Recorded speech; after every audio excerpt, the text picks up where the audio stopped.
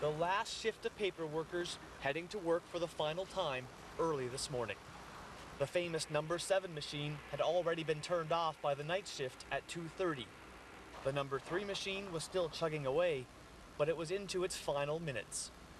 Emotional, because everywhere you go, attack people is hard, or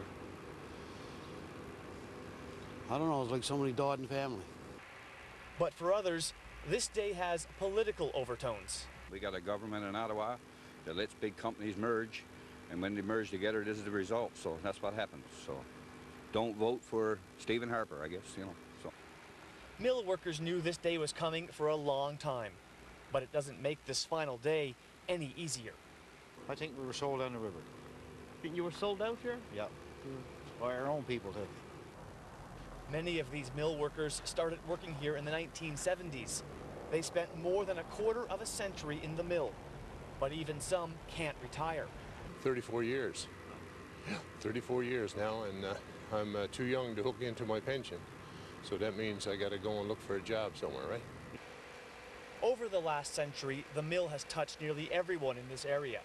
So today, as the mill stopped production forever, people stop by to see it for themselves. I think it's an important day. It's a very sad day here. It's very emotional, actually.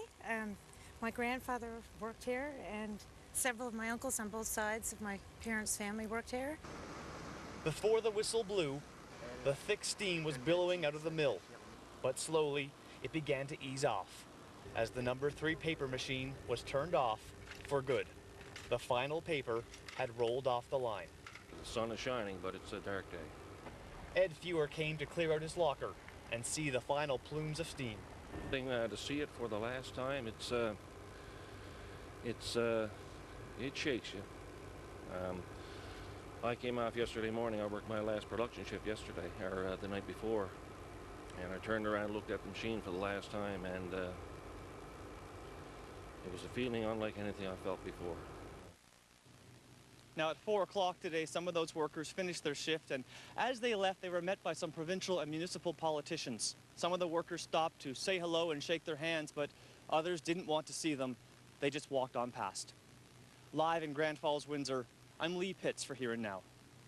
Well, something that's been associated with the mill is the mill whistle. For years, the whistle didn't sound at all, but it was brought back in 2005.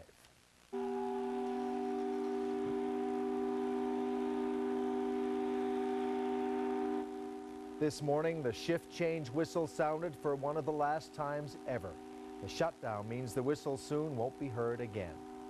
So what does the future hold for the Grand Falls, Windsor area and the people who call it home? Well, there's uncertainty for the people who've worked at the mill and for the many others who've always seen the mill as the economic anchor.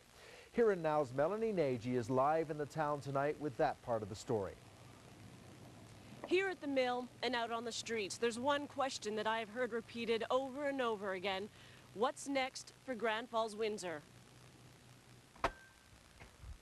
For more than 30 years, this is how Junior Downey began his workday. Before heading off to the mill, 55-year-old Downey packed a hearty lunch. But what was once routine is now anything but. He shut one mill, so we knew we were either next or whatever, right? So, you know, fathers would say, well, thank God it's here. We know where we stand now. But still be nice to have a little bit more time. More time to plan and to figure out what comes next. A question Downey asks daily. What happens when his last shift at the mill has come and gone? Will I go back to work? I don't know. And I probably will do something. As for going back to school at age 55, I haven't been to school in 35 years, grade 11 education. It's sort of intimidating to even think about it. Downey is not alone. Despite knowing for months, even years, that the mill was in trouble, more than 400 mill workers are now facing tough questions. At last night's union meeting, another routine that will soon come to an end, the questions and the lack of answers are sobering. I won't be able to hook into my pension. I'm too young for that. So I guess I'm going to have to look for another job and continue on working. For For decades, the paper mill pumped millions into the community of Grand Falls, Windsor. Residents and business owners admit revenue from the mill will be sorely missed. Good morning, Riverview. Paul speaking. Paul Howard's family has run this car dealership for more than 30 years. Like many business owners, Howard's finding that the uncertainty is hurting his bottom line. It has thrown a monkey wrench into doing some forecasting, and because we're not quite sure what actual impact it has.